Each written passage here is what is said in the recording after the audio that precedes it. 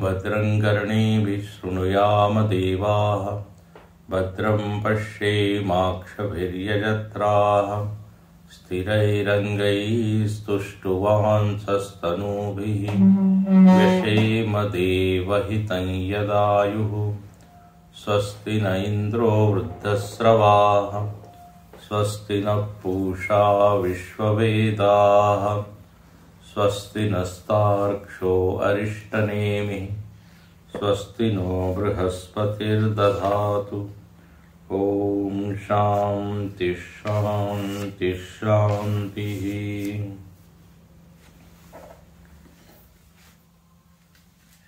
वेदांत विज्ञान सुनिश्चितार्था संन्यासयोगाद्यतयः शुद्धसत्त्वाः ते ब्रह्मलोकेषु परान्तकाले परामृता परिमुच्यन्ति सर्वे। गता कला पंचदश प्रतिष्ठा देवाश्च सर्वे प्रतिदेवतासु कर्माणि विज्ञानमयश्च आत्मा परे व्यये सर्व एकी भवन्ति।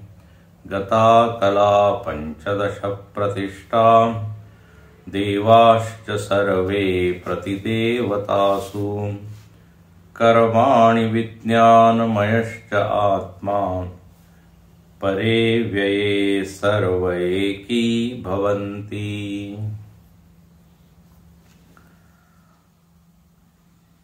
पिछले 2-3 प्रवचनों में हम लोग जीवन मुक्त पुरुष की चर्चा कर रहे हैं। मुक्ति 2 प्रकार की बताई गई, जीवन मुक्ति और विदेह मुक्ति। तो दोनों का यहां संकेत श्रुति ने किया है। जीवन मुक्त को ही हम ब्रह्मनिष्ठ कहते हैं। जीवन मुक्त मतलब क्या? वह भी हमारे आपके जैसा ही जीवन जीते हुए दिखाई देता है। उसमें वो सारी चेष्टाएं दिखती है जो हम में होती है। वह भी व्यवहार करता है, खाता है, पीता है, सुनता है, बोलता है। तो आखिर उसको जीवन मुक्त कहा और अन्य व्यक्तियों को बद्ध कहा, ऐसा क्यों? बाह्य रूप से देखा जाए तो उसमें कोई शरीर में परिवर्तन होता हुआ दिखाई नहीं देता, इंद्रियों में भी कोई परिवर्तन दिखता नहीं। नेत्र नेत्र ही होते हैं, कर्णेंद्रिय कर्णेंद्रिय ही होती है।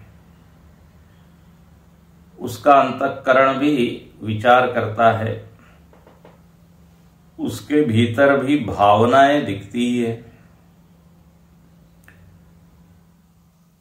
तो जीवन मुक्त संज्ञा उसको क्यों मिली? वो भी हमारे जैसा ही एक जीव के रूप में दिखाई देता है। अच्छा, और फिर ये कहा गया है कि जीवन मुक्त जब देह छोड़ता है तो फिर वो विदेह मुक्त हो जाता है। मतलब उसको अब देह धारण की आवश्यकता नहीं रही, देह धारण की अनिवार्यता समाप्त हो गई। लेकिन अज्ञानी के पास कोई विकल्प नहीं है कि वो जन्म ले या न ले, उसको तो लेना ही पड़ता है। तो भले ही वो इस देह से मुक्त हो गया हो अज्ञानी, लेकिन अगला देह तैयार है, तो उसको आप विदेह मुक्त नहीं कहेंगे। विदेह मुक्ति का अभिप्राय है कि अब कोई कारण ही नहीं बचा देह धारण करने के लिए।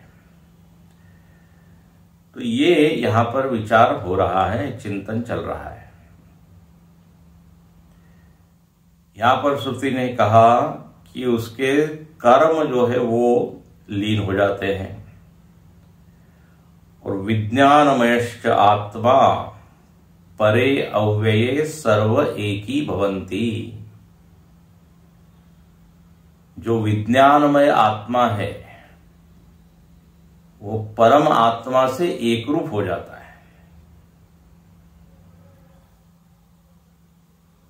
विज्ञानमय आत्मा और परम आत्मा, इसका भेद विलीन हो जाता है। विशेषता जो दिख रही थी विज्ञानमय आत्मा में वो अब समाप्त हो गई। ये जब देह छोड़ता है तब की बात यहां की जा रही है। अच्छा, अब ये विज्ञानमय आत्मा मतलब क्या? विज्ञानमय आत्मा परमात्मा से एक हो जाता है, ये यहां कहा। तो विज्ञानमय आत्मा का अभिप्राय कल हमने देखा था, जीव। विज्ञानमय आत्मा तो जीवात्मा, उसके लिए भाववाचक संज्ञा बना दे तो हो जाएगा जीवत्व, और केवल संज्ञा रखे तो जीव।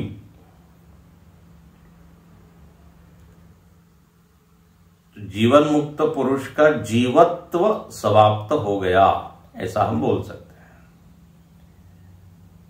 जो वो अपने आप को जीव मान रहा था, स्वयं के बारे में, अहम के बारे में जो उसकी समझ थी कि अहम जीवः, ये समाप्त हो गई, ये जीते जी हो गया। और मरने के बाद तो वो जीवत्व पूरी तरह विलीन ही हो गया, वो जीव का अब अलग से अस्तित्व रहा ही नहीं। तो अब जरा इसके ऊपर विचार थोड़ा कर ले, फिर हम आगे चले। ये जीवत्व मतलब क्या?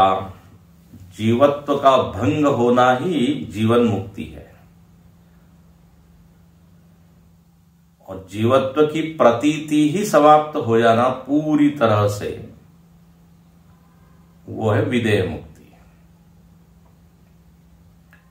तो देखिए, वेदांत का सिद्धांत ये है, बल्कि सिद्धांत क्या, यही सत्य है कि एक आत्मा है, एक ही सत्य इस जगत में है। जगत का सत्य एक तत्व है। उस तत्व को हम आत्मा कहते हैं या ब्रह्म कहते हैं। अब भले ही तत्व एक हो, ब्रह्म एक हो, लेकिन यहां पर जीव अनेक दिखते हैं। जीवों की अनेकता तो प्रत्यक्ष अनुभव में आती है। तो यदि परम सत्य यही है कि एक ही ब्रह्म है, तो फिर ये नाना जीव की प्रतीति कहां से हो रही है, क्यों हो रही है? उसमें हेतु क्या है? तो वेदांत इस अनेक जीवों को समझाने के लिए दो वादों की चर्चा करता है।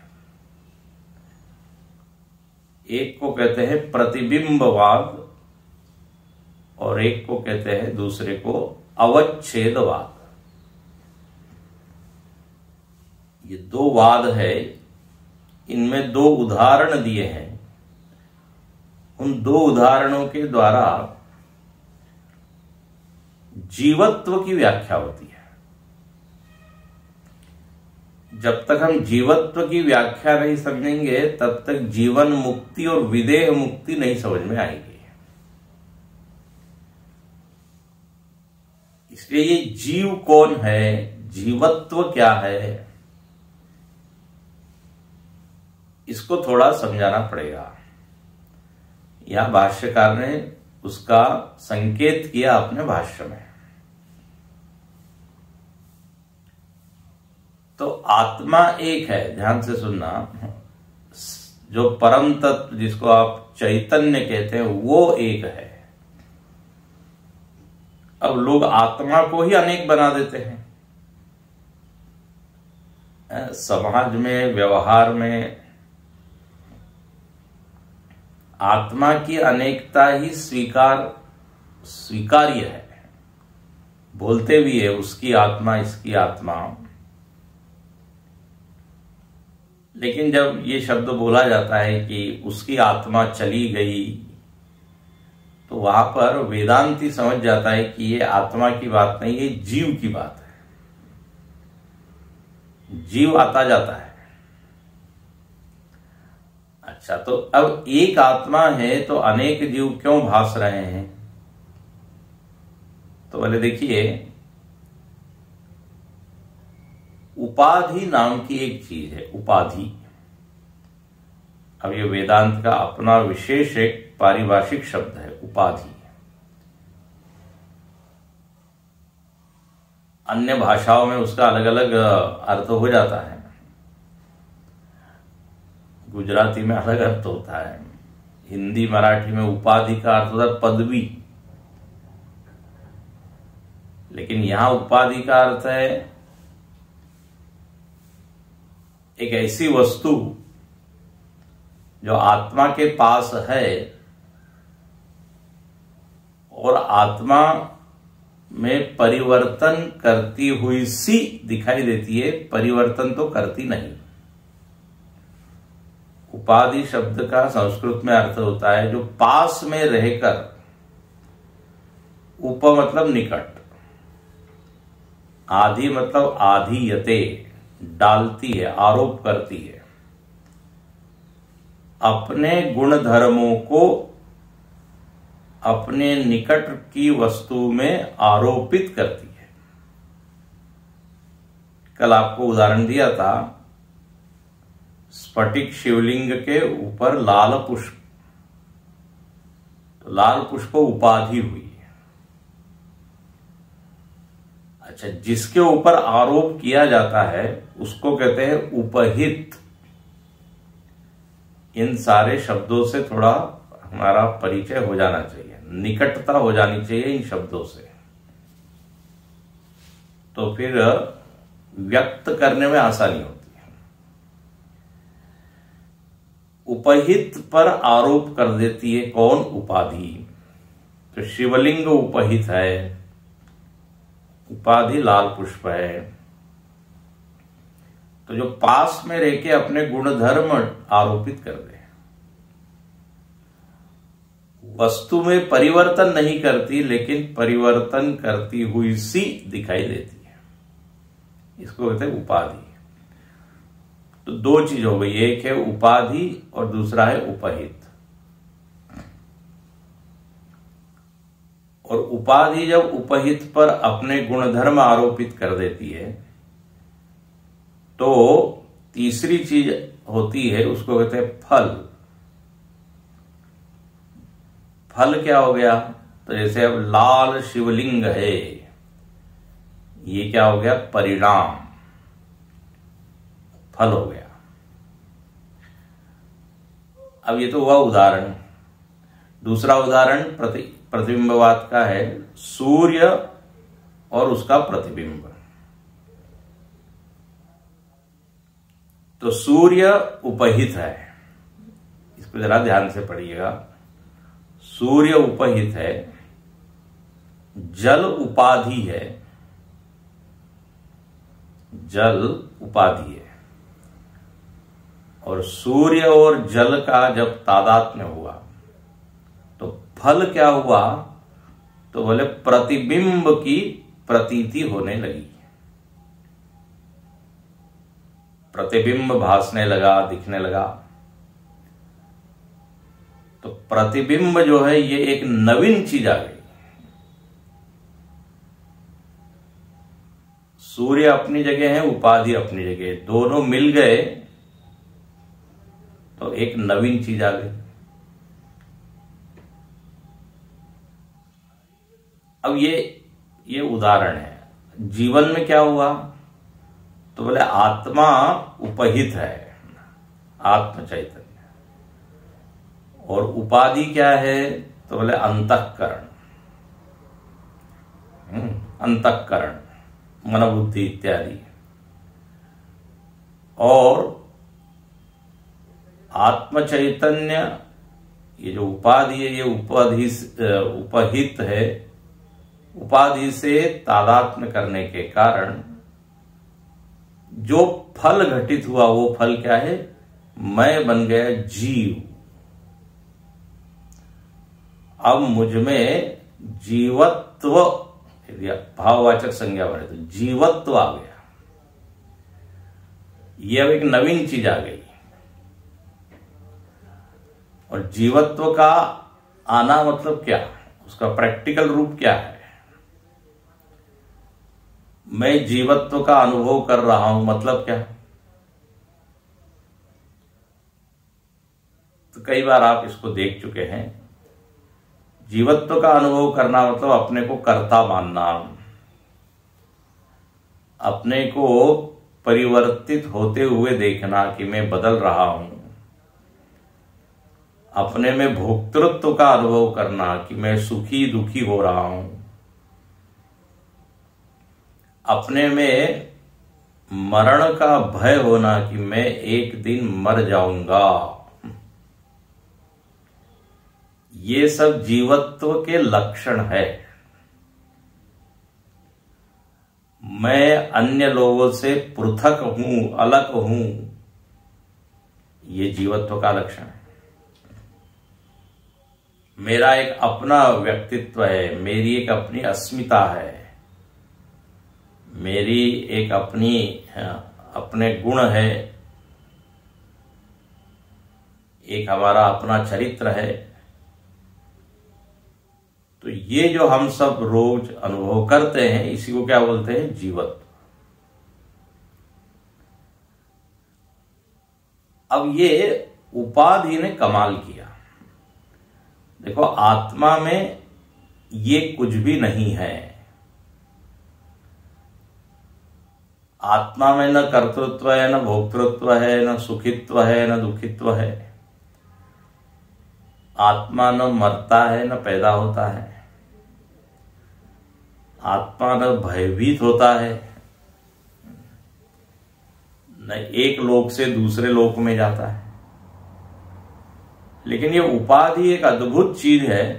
उपाधि ने आत्मा को कुछ एक दूसरा ही रूप दे दिया जो उसमें है ही नहीं।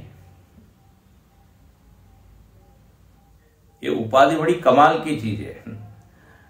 अच्छा, बिना कुछ किए आत्मा में ये सब गुणधर्म हमको भासने लगे। जैसे लाल पुष्प ने वो शिवलिंग को कोई वास्तव में पेंट नहीं किया, कलर नहीं किया, बिना कुछ किए वो शिवलिंग क्या लाल दिखने लगा। या जैसे दर्पण के सामने आप खड़े हो तो देखो दर्पण हो गई उपाधि, आप हो गए उपहित, और एक तीसरी चीज पैदा हो गई उपाधि और उपहित के जुड़ने से, वो है दर्पणस्थ मुख। अब ये दर्पण देखिए अद्भुत चीज है कि नहीं। बिना कुछ किए उस मुख को उसने जो है टेढ़ा मेढ़ा कर दिया, मलिन कर दिया। दर्पण वास्तव में उस मुख को कुछ बदल नहीं सकता।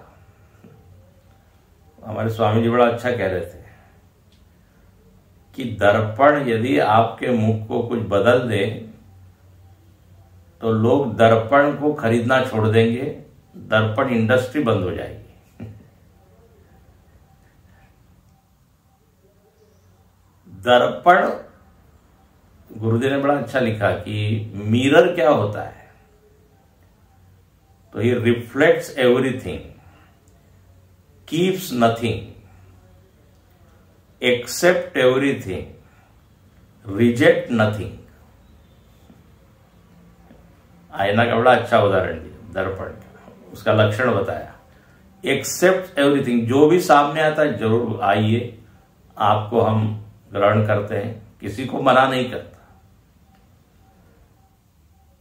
देखिए दर्पण ऐसा है, चाहे कोई सुंदर व्यक्ति हो या सुंदर न हो, जैसा भी वो व्यक्ति हो, वस्तु, उसको वो स्वीकार करता है। ये नहीं कहता कि हम सुंदर लोगों को ही रिफ्लेक्ट करेंगे।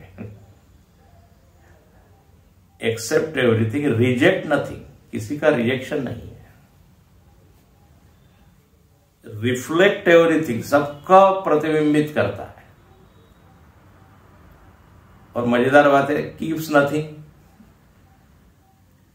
अपने पास वो रखता नहीं है। तो ये उपाधि ऐसी अद्भुत चीज है। ये उपाधि भी अंतःकरण आदि आत्मा में वास्तव में कोई बदल नहीं कर सकते, लेकिन अब बदल करते हुए दिखाई देते हैं। तो ये जब हो जाता है आत्मा और अंतःकरण के साथ तादात्म्य, तो ये जीव भाव आ गया। ये अनिर्वचनीय रूप से उत्पन्न होता है। बड़ा मजेदार शब्द है अनिर्वचनीय। ये कैसे बन गया जी? ये जीवत्व जो है ना, एक मिस्टीरियस चीज है। आत्मा को ये जीव बना देती है उपाधियां, बनाती नहीं है, बनाती हुई सी दिखाई देती है।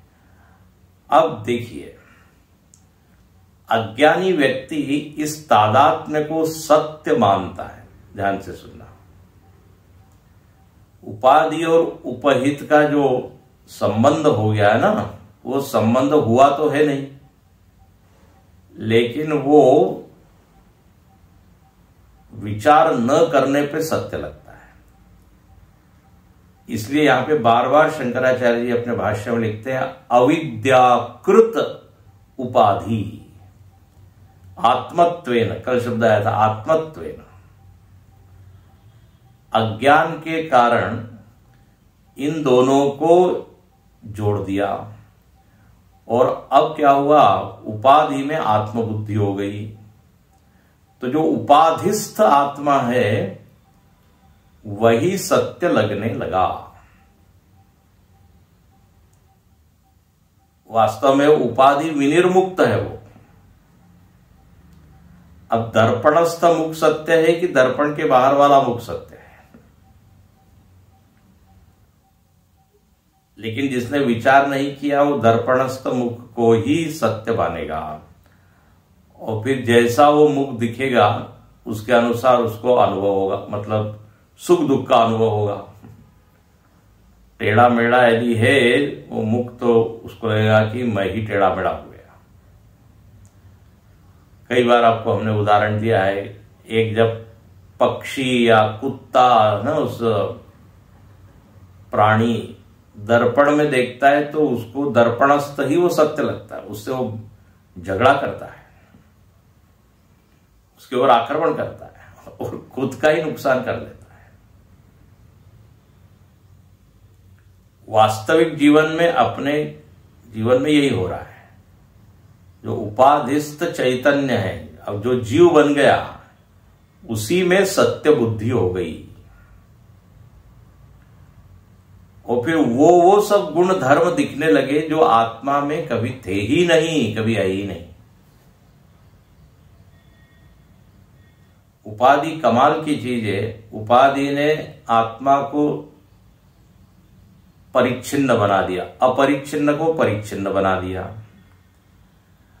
गति शून्य को गतिमान बना दिया। ये उपाधि की ही ये सब माया है। एक आत्मा को अनेक जीव बना दिया। ये उपाधि ने, गुरुजी ने बड़ा अच्छा कहा, ये दुर्घटनाग्रस्त हो गया आत्मा उपाधि के कारण, और वो चीज दिख रही है जो उसमें है ही नहीं। अच्छा, ये जीवत्व जो है, जीव भाव, न तो आत्मा में है न उपाधि में है। ध्यान से सुनिए, ये जीवत्व बिलोंग्स टू हूम, ये आत्मा में है जीवत्व की शरीर अंतःकरण में, दोनों में नहीं है। दोनों को मिलाने से ये चीज बन गई है। और ये मिलाया क्यों है? बोले अविद्या। इसलिए रमण महर्षि ने सद्दर्शन में इसका बड़ा ही मजेदार वर्णन किया है। सद्दर्शन नाम की एक पुस्तक है, उसमें वो कहते हैं ये जीव महाराज ऐसे हैं, किसी भी पार्टी के नहीं है, न आत्मा के न उपाधि के। एक ऐसी प्रतीति है जिसमें सत्यता है ही नहीं।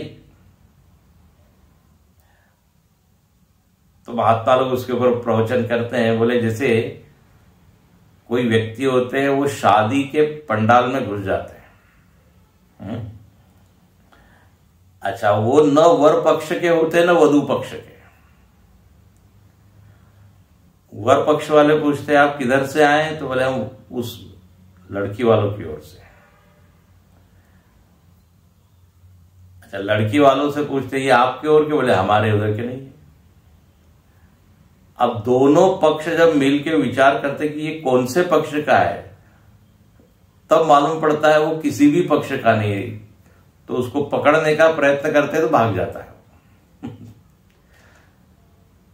इधर का भी भोजन खा लेता है, उधर का भी खा लेता है। गवेषणात्, रमण महर्षि कहते हैं, जब उसका गवेषण होता है, रिसर्च होती है, जरा देखिए कि किस कौन से पक्ष का है। बोले भग्न, वो भाग जाता है। वहां भग्न का मतलब टूट जाता है, नष्ट हो जाता है। तो जीवत्व एक ऐसी मिथ्या चीज है जिसका अस्तित्व तो है नहीं। जीवत्व जो फल आया हुआ है, ये फल है, परिणाम है। अब जब तक ये उपाधियां रहती है तब तक वो भासते रहता है। अब देखिए, अज्ञानी और जीवन मुक्त में क्या फर्क है? जीवन मुक्त पुरुष जीते जी ही समझ लेता है कि ये कभी भी संबंध हुआ ही नहीं। सूर्य कभी भी पानी के अंदर घुसा ही नहीं, या जो दर्पण के बाहर हम खड़े कभी भी दर्पण में गए ही नहीं। अब यदि हम इसको जान ले, उदाहरण में तो हम जान लेते हैं, लेकिन असल जीवन में वो नहीं हो पाता। वो तादाद में इतना पक्का लगता है और सत्य लगता है, तो जीवत्व मिथ्या है, ये कभी भी कल्पना में नहीं आता। इसलिए मैं करता नहीं हूं, ये भाव आता ही नहीं। भोगता नहीं हूं, बोले हर क्षण हम सुखी दुखी हो रहे हैं, हर क्षण हम करता है, अच्छे करता बुरे करता, पापी है पुण्यात्मा है धर्मात्मा है। लेकिन जो महात्मा है, जो जीवन मुक्त है, वो जानता है कि ये एक भासमान चीज है। तो जीते जी ही वो इस जीवत्व को बाधित कर देता है।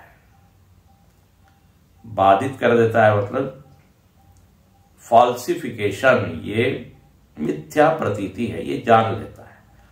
और 2 क्षण के लिए नहीं जानता, 2 दिन के लिए नहीं जानता, हमेशा के लिए उसमें ज्ञान बना रहता है। तो अब इसको अध्यात्म में क्या कहते हैं? बाधित, वो जीवत्व तो बाधित हो गया। अब चूंकि उपाधियां हैं तो भासते तो रहेगा। अब भले ही आपने ये जान लिया कि पानी में प्रतिबिंब एक मिथ्या चीज है, लेकिन जब तक सूर्य है और जब तक पानी है वो प्रतीति चलती रहेगी। एक छोटा बच्चा होता है, वो उस प्रतीति को ही सत्य मानता है और चंद्रमा को, सूर्य को पकड़ना चाहता है। हाँ, अभी उसमें सत्य बुद्धि है उस प्रतिबिंब के प्रति। लेकिन जो बड़े लोग हैं वो ज्ञानी है उस संदर्भ में, और वो मजा देखते हैं। तो प्रति अब बाधित हो गई उनके लिए।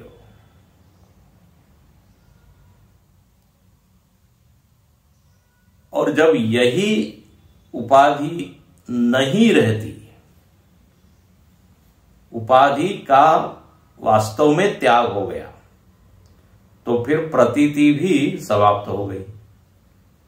भाष्यकार ने लिखा था, जल आधार अपनये, जल का आधार है जिसमें प्रतिबिंब दिख रहा है, वो यदि पानी आपने डाल दिया, हटा दिया, तो फिर अब जो प्रतीति थी वो भी क्या हो गई, खत्म हो गई। तो जीते जी वो प्रतीति झूठी है ये जानना जीवन मुक्ति, और प्रतीति हमेशा के लिए ही समाप्त हो गई ये विदेह मुक्ति है। तो यहां पर वही कहा, एक ही भवंती, प्रतीति नष्ट हो गई, वो प्रतिबिंब मानो कि बिंब में समा गया। जब आप पानी डाल देते हैं, अब इसका उदाहरण, जैसे नाटक में कोई अभिनेता है, तो अभिनेता उपहित है और उसने राजा का वेश धारण किया, ये उपाधि है। और ये राजा का वेश और अभिनेता दोनों मिलके उसका फल क्या हुआ, तो अब वो नाटक करते हुए बोल रहा है मैं राजा हूं। अब मैं राजा हूं, ये जो अहम भाव उसमें आया, अब ये अहम भाव वो बाधित करके रखता है।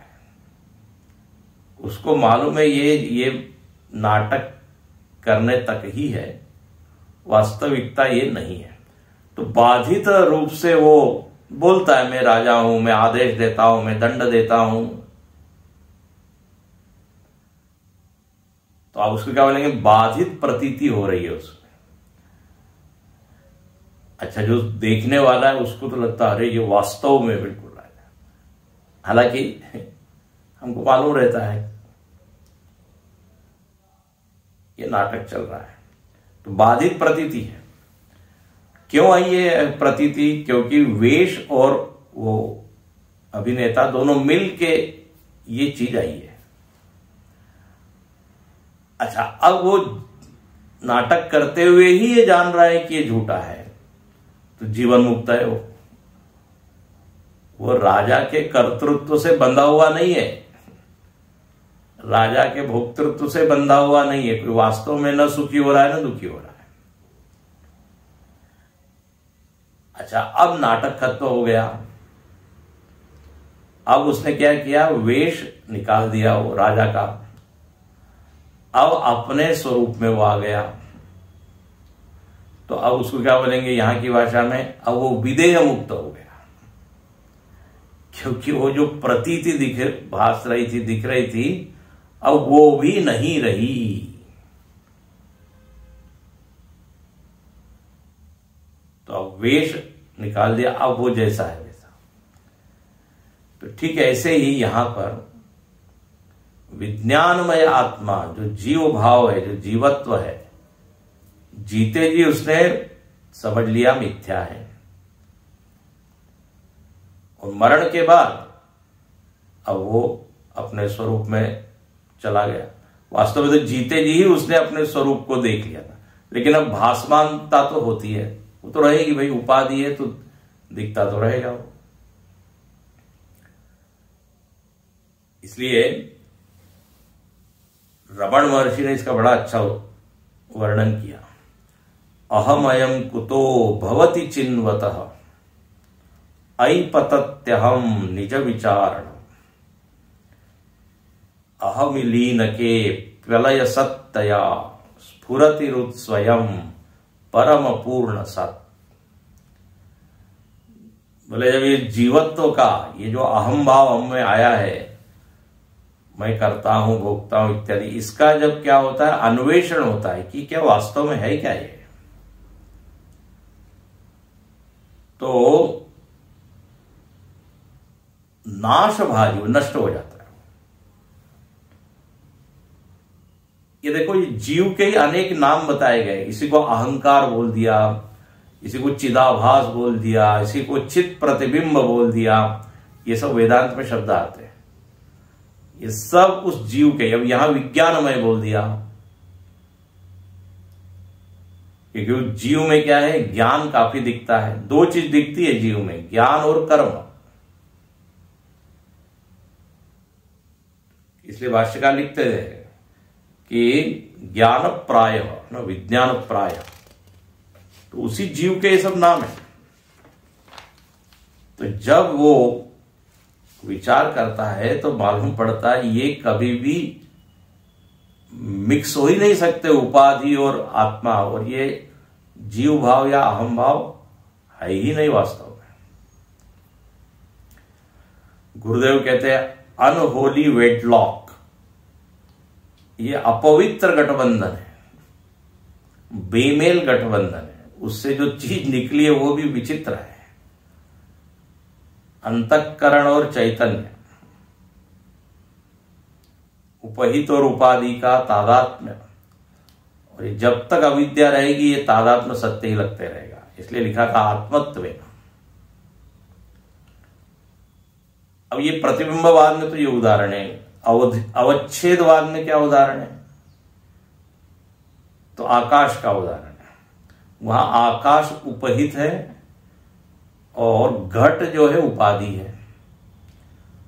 हाँ, घट और आकाश दोनों का तादात्म्य होने से फल क्या हुआ, घटाकाश।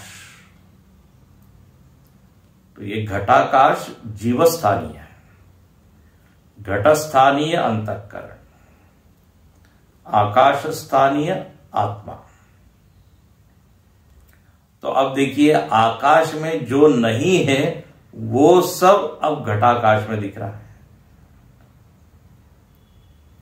घटाकाश लिमिटेड है ना, आकाश तो सीमित है नहीं। जो निरंश निरवयव निराकार वो आकार रूप में भासने लगा। तो जो आत्मा निरंश निरवयव निराकार था वो जीव बन गया तो आकार में। अब मैं कहता हूं मैं यहां हूं, ये उपाधि ने क्या किया, उपहित को एक देशीय बना दिया। एक जगह मैं अब अपने को देख रहा हूं। अब आकाश तो सर्वव्यापक है, लेकिन घटाकाश हम कहां देखते हैं, वो घट में ही, बोले आकाश यही है। फिर ये घट नाम की उपाधि ने एक आकाश को अनेक बना दिया। तो ये उपाधि कुछ नहीं बिना बिगाड़े बिगाड़ती हुई दिखती है। तो अवच्छेदवाद ने ये उदाहरण, यहां शंकराचार्य ने दोनों उदाहरणों का यहां उल्लेख किया है। अब जीते जी मतलब घटाकाश को देखते हुए भी हम समझ जाए कि ये घटाकाश वास्तविक नहीं है, ये केवल एक भास मानता है, तो आप मानो कि जीवन मुक्त हो गए। और जब घट फूट गया वास्तव में, तो वो जो प्रतीति थी आकाश की वो भी क्या हो गई, समाप्त हो गई, विदेह मुक्ति हो गई। घट फूट गया है, इसलिए ये घट जो है शरीर का प्रतीक है, उपाधि का प्रतीक है। ब्रह्मानंद स्वामी जी ने एक बड़ा अच्छा भजन लिखा है, मुझे हे काम ईश्वर से जगत रूठे तो रूठन दे। उसमें वो कहते हैं धरी सिर पाप की गठरी, वो ब्रह्मानंद ने फेंकी, फूटे तो फूटने दे, ऐसा बड़ा अच्छा हो। यदि एक घट टूटता है तो बहुत ही बढ़िया है। हमको क्या होता है, एक बार तो घट टूटता है लेकिन फिर नया घट मिलते रहता है। लेकिन यहां पर जो जिसकी चर्चा है, बोले अब नहीं मिलेगा। अच्छा, अब यहां पे भाष्यकार ने जो एक पंक्ति लिखी, बोले जब उसका जीवत्व तो उसने विचार से भंग किया तो वो शून्य नहीं हुआ, वो अपने स्वरूप को प्राप्त हुआ। जीते जी उसने स्वरूप को जान लिया था, मरने के बाद वो उससे एक ही भवंती।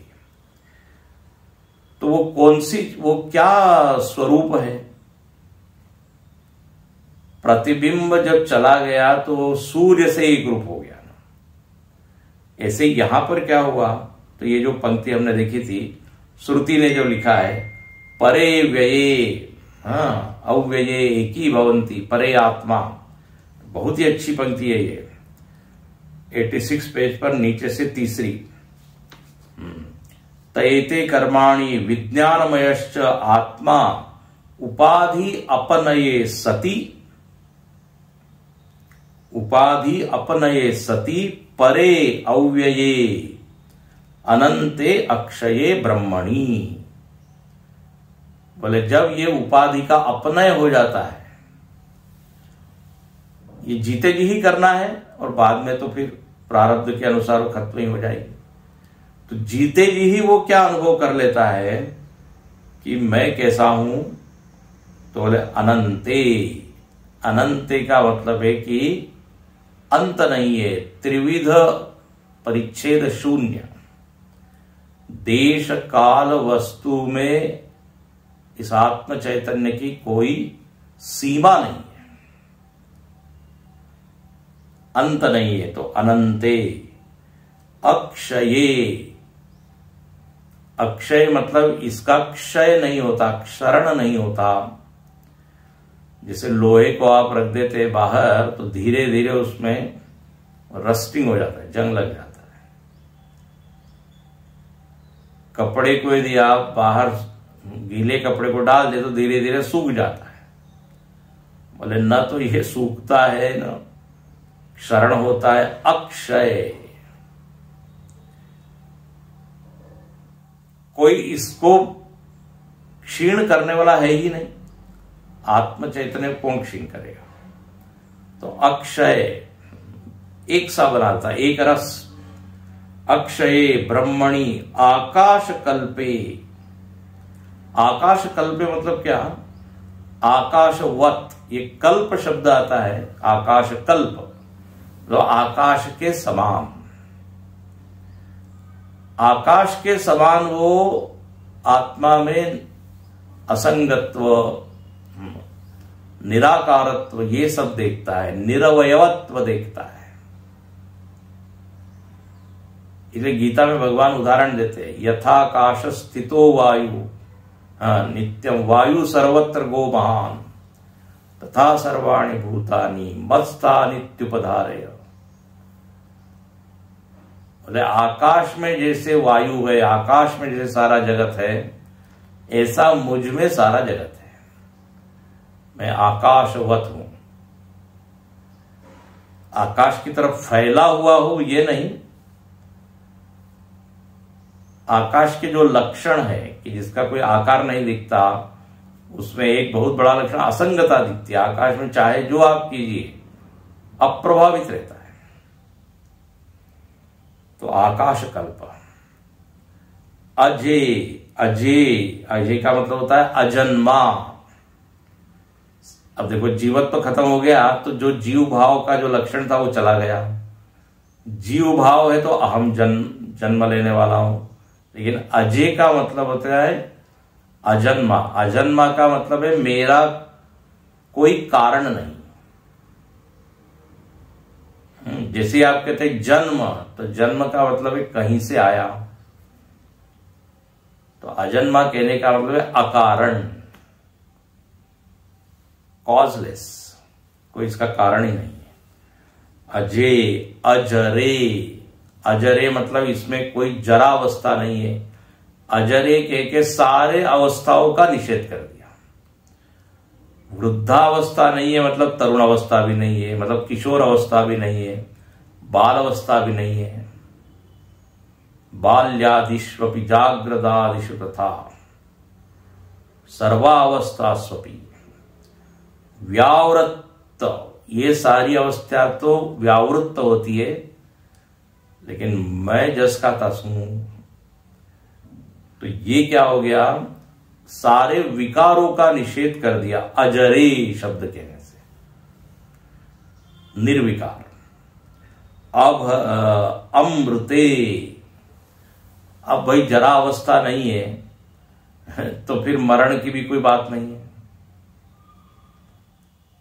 हाँ, ये तो अवस्था बदलती है, तभी एक अवस्था का हम अवस्था की कल्पना करते हैं कि एक दिन मेरी ये जो देह है ये भी चला जाएगा। लेकिन अब चूंकि इसने अपने मूल रूप को देख लिया है तो वहां मरण की कोई भीति नहीं। तो अमृते और अब वो निर्भय हो गया। भय कब होता है? तो पंडित रामचंद्र शुक्ल ने लिखा पुस्तक में, अनिष्ट की चिंता से भय होता है। अनिष्ट की चिंता, जब आपको ये लगता है कि ये हमारा बिगाड़ेगा। अनिष्ट मतलब क्या है? जो हम चाहते नहीं है। अनिष्ट की आशंका से जो वृत्ति जन्म लेती है वो है भय। जंगल में जा रहे हैं और आपको किसी ने बता दिया कि इधर शेर है, चीता है। अब क्या अनिष्ट की आशंका, बोले मैं तो जीना चाहता हूं, मरना नहीं चाहता। तो ये मरना क्या है? अनिष्ट है। अब बस यदि वो सामने आ जाएगा तो मुझको खा लेगा। अब ये अनिष्ट की आशंका हो गई ना, तो भयम भवती। लेकिन अब जिसको आत्मज्ञान हो गया वो कहेगा कौन मेरा बिगाड़ सकता है, कौन अनिष्ट कर सकता है। तो इसलिए निर्भय। अच्छा, दूसरा कहते हैं, आप सबने सुना होगा, भय का कारण द्वितीयता होती है। द्वितीयाद भय भयम भवती। जब अपने से कोई पराई वस्तु है, व्यक्ति है, वो हमारा नाश कर सकती है। तो इस आशंका से क्या भय वृत्ति उत्पन्न होती है। लेकिन अब जहां पे द्वितीयता रही ही नहीं तो फिर क्या भय? ये तस्मिन् उदरमंतरम कुरुते अथ तस्य भयम भवति। बोले जरा भी यदि कोई द्वितीयता की भावना रखे कि ये दूसरा है, तो फिर डर आएगा, ये हमारा कोई छीन लेगा, मार देगा। हमको अपने ही हाथ से भय नहीं होता, क्योंकि अपना है। लेकिन वही पराया हाथ जब उठता है तो हम भागते हैं। तो यहां लिखते हैं अभये। अभय से सीधा मतलब है कि द्वैत नहीं है, अनिष्टता की कोई शंका नहीं। अपूर्वे अनपरे। अपूर्वे मतलब इसके पहले कोई नहीं, अनपरे मतलब इसके बाद कोई नहीं। अब एक ही है तो कौन आगे और पीछे? अपूर्वे अनपरे, एक एक ऐसे शब्द है नहीं है। अनंतरे अबाह्ये, अंतर्बाह्य शून्य। ये अंतर्बाह्य की भी कल्पना शरीर के कारण है। शरीर से जो चीज अन्य वो बाहर, शरीर के अंदर जो है वो अंदर। तो शरीर को हटा के यदि आप सोचे तो आत्मा में अंतर्बाह्यता है नहीं। तो अंतर अनंतरे अबाह्ये अद्वये, अद्वय द्वैत नहीं है, अद्वितीय है। तो यह देखिए स्वयं के बारे में उसकी ये सब अब क्या है? दृढ़ धारणा, दृढ़ ज्ञान, शिवे शांते, अरे आत्म चैतन्य ही मंगल है, इसी में मंगल है, इसी में कल्याण है। शिवे, इसके अलावा सब शव है। और शांते, आत्मा में किसी भी तरह की अशांति नहीं, चाह कर भी उसको आप अशांत नहीं कर सकते। इसलिए शांतम शिवम अद्वैतम, ये मांडुक्य में ये पंक्ति आती है। तो ऐसे अपने दिव्य महान स्वरूप को वो प्राप्त हो जाता है। तो जीते जी तो होता ही है, बाद में एक ही भवंती अविशेषताम गच्छन्ति एकत्वम आपद्यन्ते। अब अविशेषता को प्राप्त हो गया, जो विदेह मुक्त होता है, देह छोड़ता है। जैसे जल आदि को आपने उपाधि का हटा दिया तो सूर्य आदि प्रतिबिंब सूर्य आदि का जो प्रतिबिंब है सूर्य में प्रवेश हो गया। और दूसरा अवच्छेदवाद का उदाहरण दिया, घटादि अपनये इव आकाशे, घटादि आकाश, घट को तोड़ दिया, फोड़ दिया, भंग कर दिया, तो वो घटाकाश महाकाश से एक रूप हो गया। इस तरह यहां पर ये आज हमने जीवत्व की बात की।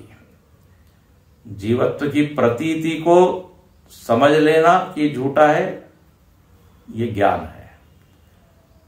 प्रतीति समाप्त हो जाना, ये विदेह मुक्ति है। अज्ञानी में दोनों ही स्थिति नहीं है। वो जीवत्व को भी सत्य मानता है और इसलिए बार बार देह का भी जन्म उसके होते रहता है। तो हम लोगों के लिए यहाँ टेक अवे क्या है, ग्रहण क्या करना है? बोले जितना जल्दी हो या जितना कम हो चलिए। ये जीवत्व जो कड़ा भाव बना हुआ है, मैं करता हूं, मैं भोगता हूं, मैं, ये बिल्कुल मूढ़ता है शास्त्र की दृष्टि से। तो ये हम कम करें, ये पहली स्टेप है। उससे फिर देखिए आपस में झगड़ा भी कम होगा, वाद विवाद नहीं तो ये अस्मि भाव को लेके ही खूब चलते रहता है। महाभारत तो यहां पर इस तरह बात हुई। अब अगले मंत्र में श्रुति माता एक उदाहरण देके बताती है कि जैसे सारी नदियां समुद्र से एक रूप हो जाती है, ऐसे ही ये जीवन मुक्त उस स्वरूप से एक रूप होता है। यथा नद्य संध्यमाना समुद्रे अस्तम गच्छन्ति नाम रूपे विहाय। ओम पूर्णमद पूर्णमिदं पूर्णात् पूर्णमुदच्यते पूर्णस्य पूर्णमादाय।